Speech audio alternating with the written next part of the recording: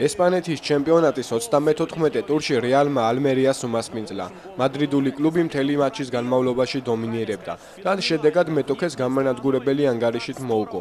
მასპინძლები ხამეს როდრიგესმა ულამაზესი გოლით დააწინაურა. მეორე ნახევრის პირველ წუთებში დოს სანტოსმა ბურთი საკუთარ კარში გაიტანა. მატჩის მიწურულს არბელოამ საბოლოო ანგარიში დააფიქსირა ტაბლოზე. მიუხედავად დიდი მოლოდინისა, კარლო ანჩელოტიმ მარტინ ედეგორი თამაში არ ჩართო. მოპოვებული 3 ქულის წყალობით სამეფო კლუბი ბარსელონასთან კვლავ 2 ქულამდე ამცირებს სხვაობას. რაც შეეხება ალმერიას, გუნდი მე-17 პოზიციას იკავებს და ლა ლიგაში ადგილის შესანარჩუნებლად კვლავ იბრძვის.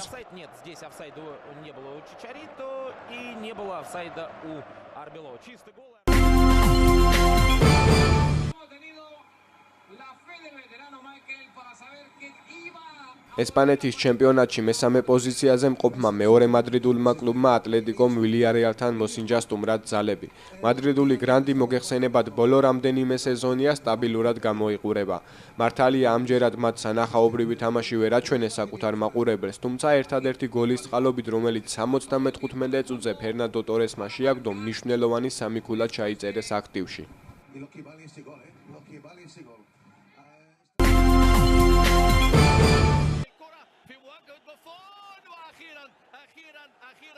სერია A-ს 33 ტურში იუვენტუსმა ფიორენტინას უმასპინძლა. მატჩი საკმაოდ სანახაობრივი და დაძაბული გამოდგა. საბოლოოდ ბებერმა ქალბატონმა მინიმალური ანგარიშით გაიმარჯვა. შეხვედრაში სტუმრები როდრიგესის პენალტის წყალობით დაწინაურდნენ. 3 წუთში ლორენტემ წონასწორობა აღადგინა. მატჩის არგენტინელმა გმირმა კარლოს ტევესმა მასპინძლები ჯერ წინ გაიყვანა, შემდეგ ანგარიშის სხვაობა გაზარდა. შეხვედრის მიწურულ შეცვლაზე შემოსულმა ილიჩიჩმა ერთი ბურთი გაქვიტა, თუმცა იებმა მეტის გაკეთება ფიზიკურად ვეღარ მოახერხეს. ამჟამად იუვენტუსი პირველ პოზიციას იკავებს. ფიორენტინა მე-6 ადგილზეა.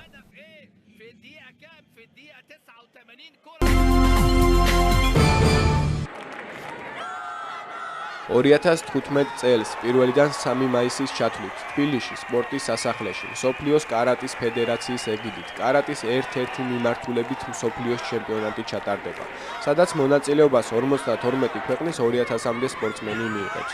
ორგანიზატორები არიან საქართველოს სპორტისა და ახალგაზრდობის საქმეთა სამინისტრო, ქალაქ თბილისის მერია, მსოფლიოს კარატის ფედერაცია, მსოფლიოს შოტოკან კარატეს კავშირი და საქართველოს კარატეს ეროვნული ფედერაცია.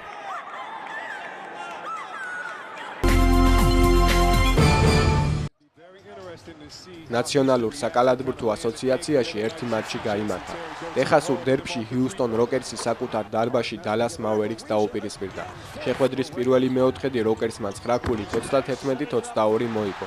საბოლოოდ კი 103-94 იმარჯვა და სერიაში საბოლოო ანგარიში 4-1 დააფიქსირა. მატჩი საუკეთესო 28 ქულითა და 8 პასით ჯეიმს ჰარდენი გახდა. ჰიუსტონი დასავლეთ კონფერენციის ნახევარფინალში სან ანტონიო კლიპერსს შორის გამარჯვებულს შეხვდება.